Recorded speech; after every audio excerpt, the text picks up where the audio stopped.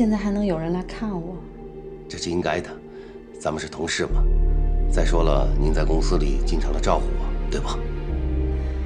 他们那群人可不会这么想，他们都怕来看我会沾到脏东西。高杰啊，别瞎说。来，喝水啊。哎，谢谢啊。那你们聊着啊。看到了吧，连我老公都不相信我，还更别说别人了。不过，我是相信您的。跟您说句实话吧，我也见过这样的东西。如果没有亲历经历过的人呢，他是不明白的，也体会不到其中的感受。真的，你也见过这些东西？还真的。不过，高总监到底看见了什么？我看到一个女鬼。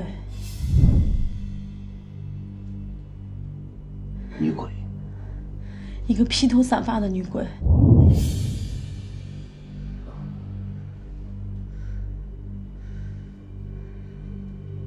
高总监，最近公司呢一直在盛传，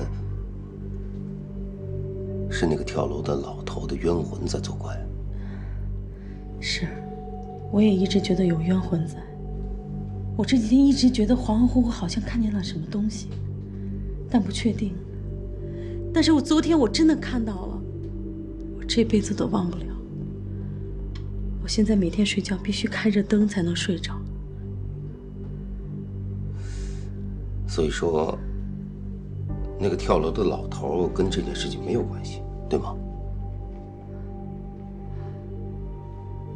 應該沒關係吧。那個老頭什麼人？你認識他嗎？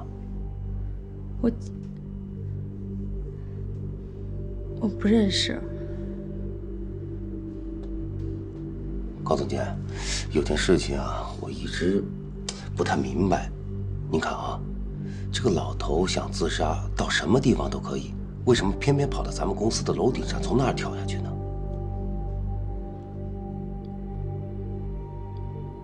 這個我真是不知道。